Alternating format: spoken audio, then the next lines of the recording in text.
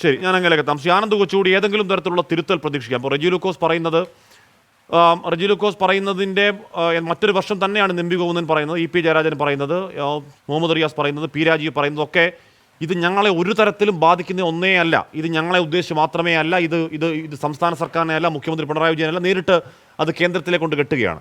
ശ്രീ ആനന്ദ് കൊച്ചുകൂടി ഒരു പാർട്ടി സംവിധാനമാകുമ്പോൾ പുറത്ത് അങ്ങനെയൊക്കെ പരസ്യ പ്രതികരണം നടത്തിയാലും അകത്തൊരു ചർച്ചയുണ്ടാവില്ലേ?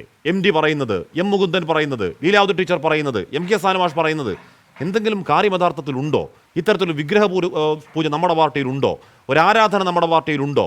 അല്ലെങ്കിൽ ഈ പറഞ്ഞ സ്തുതിപ്പാട്ടുകൾ നമ്മുടെ പാർട്ടിയിലുണ്ടോ എന്നൊരാലോചന ആ പാർട്ടിക്കുള്ളിൽ നടക്കും എന്ന് കരുതാമോ ആനന്ദ് കൊച്ചുകൂടി? ഹാഷ്മി, ഈ എഴുത്തുകാരുടെ ഒരു ചരിത്ര പ്രാധാന്യം അത് നമ്മുടെ സമുന്നതരായ എഴുത്തുകാർ, ഇപ്പോൾ ഹാഷ്മി പറഞ്ഞ ചില പേരുകൾ, അതുകൂടാതെ നമ്മുടെ കേരളം എഴുത്തുകാരുടെ വലിയ സർഗപ്രതിഭയാൽ സമ്പന്നമായിട്ടുള്ള ഒരു സംസ്ഥാനമാണ്. ഒത്തിരി സാഹിത്യ അക്കാദമി ജേതാക്കളും സാക്ഷാൽ ജ്ഞാനപീഠ അവാർഡ് ജേതാവായ MTA പോലെയുള്ളവരുമൊക്കെ ഉള്ള ഒരു സംസ്ഥാനത്ത് കഴിഞ്ഞ കുറച്ച് വർഷങ്ങളായിട്ട് ഈ പബ്ലിക് കമൻ്ററി, ഈ എഴുത്തുകാരുടെ ഇതുപോലെയുള്ള കുറ്റപ്പെടുത്തലുകളോ അല്ലെങ്കിൽ വിമർശനങ്ങളോ ഒക്കെ അതിൻ്റെയൊക്കെ അഭാവം വളരെ കൂടുതലായി തോന്നിയിരുന്ന ഒരു കാലത്താണ് നമ്മൾ ജീവിക്കുന്നത്.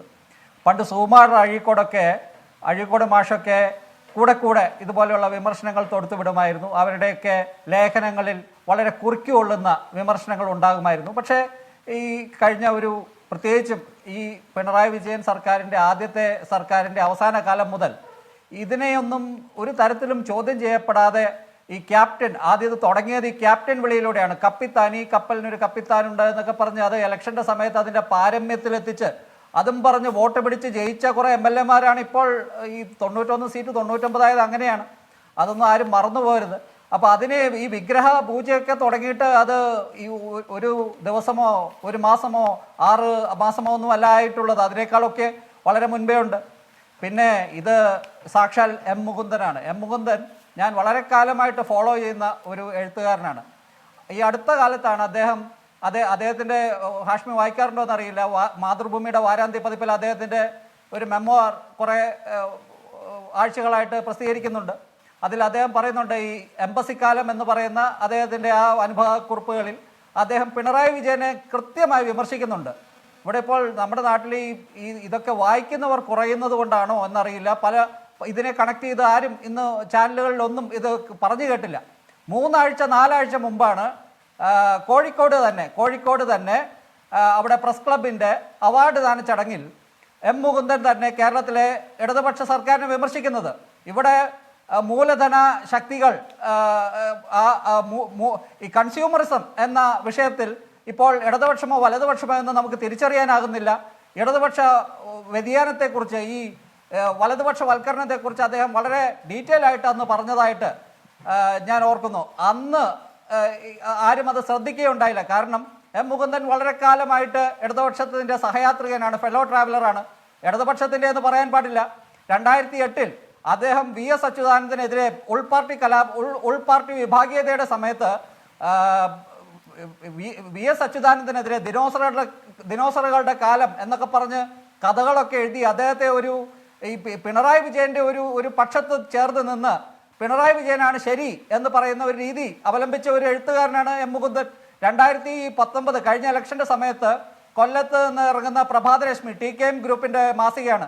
അതിൽ അദ്ദേഹം പിണറായി വിജയനെ കുറിച്ച് ഒരു നീണ്ട മുഖസ്തുതി പറയുന്ന ഒരു ലേഖനം എഴുതിയിരുന്നു. അന്നും അദ്ദേഹത്തിൻ്റെ നിലപാട് അത് തന്നെയായിരുന്നു. പക്ഷേ ഇപ്പോൾ എം മുകുന്ദന് പോലും ഇത് അസഹ്യമായി തീരുന്ന ഒരു കാലഘട്ടത്തിലേക്ക് ഇത് എത്തിയിരിക്കുന്നു. ഈ മുഖസ്തുതിയും ഈ കാരണബോധൻ വിളിയും ഈ കഴുകൻ വിളിയും ഈ ഇതുപോലെയുള്ള സ്തുതിപാഠകരുടെ ഇടയിൽ പിണറായി വിജയനെ ഇങ്ങനെ ബിംബവൽക്കരിച്ച് ഈ അടുത്ത് ഈ നവകേരള സദസ്സിൻ്റെ ചെറുതോണിയിലെ ഒരു പ്രഭാത ഭക്ഷണത്തിന് എൻ്റെ ഒരു കുടുംബക്കാരനായിട്ടുള്ള എൻ്റെ ഒരു ബന്ധുവായിട്ടുള്ള ആൾ പോയപ്പോൾ അദ്ദേഹം പറഞ്ഞത്, അവിടെ ഇദ്ദേഹം കടന്നു വരുമ്പോൾ ജയിലർ സിനിമയുടെ BGM ഇട്ടിട്ടാണ് പിണറായി വിജയൻ കടന്നു വരുന്നത്.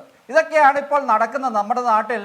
ഈ എം മുകുന്ദനാണെങ്കിലും MT ആണെങ്കിലും അവർ പറയുന്ന ഒരു കാര്യമുണ്ട്. അവർ പറയുന്ന ഒരു പൊതുവായ കാര്യം എന്താണ്? ഇവിടെ ഈ കസേരയിലേക്ക് എത്തുന്നത്, അത് പിണറായി വിജയനാണെങ്കിൽ ആരാണെങ്കിലും ഈ കസേരയിലേക്കൊക്കെ എത്തുന്നത് ഒത്തിരി ബലിദാനികളുടെ ഒത്തിരി രക്തസാക്ഷികളുടെയും ചോരയും നീരുമൊക്കെ അതിൻ്റെ പുറകിലുണ്ട്.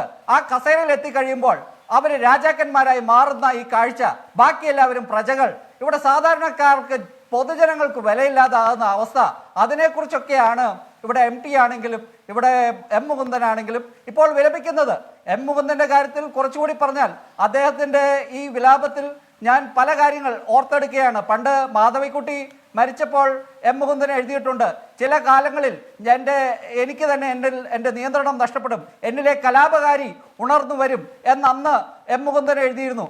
അത് അദ്ദേഹത്തിൻ്റെ ഈ പണ്ട് ഡൽഹി ഗാഥകൾ എന്ന് പറയുന്ന അദ്ദേഹത്തിൻ്റെ നോവലിൽ അദ്ദേഹം പറയുന്നുണ്ട്, ഈ എൻ്റെ പേന വന്ധ്യംകരിക്കപ്പെട്ടു പോയി, ഈ വന്ധ്യംകരിക്കപ്പെട്ട പേന അദ്ദേഹത്തിന് വീണ്ടെടുക്കാൻ പറ്റിയതും അദ്ദേഹത്തിന് ഇങ്ങനെ ഒരു വിമർശനം നടത്താൻ പറ്റിയതും ഞാൻ വലിയ കാര്യമായിട്ട് കാണുന്നു. ഈ പിണറായി വിജയൻ്റെ തന്നെ സഹയാത്രികനായ M മുകുന്ദൻ 2019 കാലത്ത് പോലും പിണറായി വിജയനെ മുഖസ്തുതി ലേഖനം എഴുതിയ M മുകുന്ദൻ ഇപ്പോൾ അദ്ദേഹത്തിന് പോലും ഈ കാലത്ത് പിണറായി വിജയൻ്റെ ഈ പേരിൽ നടക്കുന്ന ഈ സ്തുതിപാഠകരുടെ ചുറ്റപ്പെട്ട പിണറായി വിജയൻ്റെ ഈ ഒരു അവസ്ഥയെ അദ്ദേഹം പോലും ഈ പൂർണ്ണമായി ഏകാധിപത്യ ശൈലിയിലേക്ക് മാറിയ ഈ ഭരണം അദ്ദേഹത്തിന് പോലും അസഹ്യമായി തീരുന്ന ഈ കാലഘട്ടത്തിൽ അദ്ദേഹം ഇന്ന് നടത്തിയ ഈ വിമർശനം വളരെ ശക്തമാണ്. അദ്ദേഹം പറയുന്നുണ്ട് MTയുടെ വിമർശനവുമായി ചേർത്ത് വെക്കാവുന്നതാണ്. അദ്ദേഹത്തോട് പത്രക്കാർ കൃത്യമായിട്ട് ചോദിക്കുന്നുണ്ട്, MTയുടെ വിമർശനവുമായിട്ട് ചേർത്ത് വെക്കാവുന്നതാണോ എന്ന് ചോദിക്കുമ്പോൾ M മുകുന്ദൻ പറയുന്നു ചേർത്ത് വെക്കാവുന്നതാണ് എന്ന് അദ്ദേഹം പറയുന്നു. അദ്ദേഹത്തിന്റെ സൂചനകൾ കൃത്യമാണ്, ഇടർച്ചയുണ്ടെന്ന് പറയുന്നത് കൃത്യമാണ്. ഇത് പാർട്ടിയുടെ ഉന്നത നേതാക്കൾ എന്തായാലും ചർച്ച ചെയ്യും. ഇന്ന് ഇടതുപക്ഷ സഹയാത്രികർ മാത്രമാണ് ചാനൽ ചർച്ചകളിൽ വരുന്നത്. അവരുടെ നേതാക്കൾ വന്ന് അതിൻ്റെ ക്യാപ്സ്യൂളുകൾ വിതരണം ചെയ്യുന്നില്ല എന്നത് തന്നെ ഒരു സൂചനയാണ്. പാർട്ടി ഇത് കൃത്യമായി വളരെ സീരിയസ് ആയി ചിന്തിക്കുമെന്ന്, ഇതിനെക്കുറിച്ച് കൂലങ്കഷമായി ചിന്തിക്കുമെന്ന്. പക്ഷേ അപ്പോഴും ഇതിൽ ഞാൻ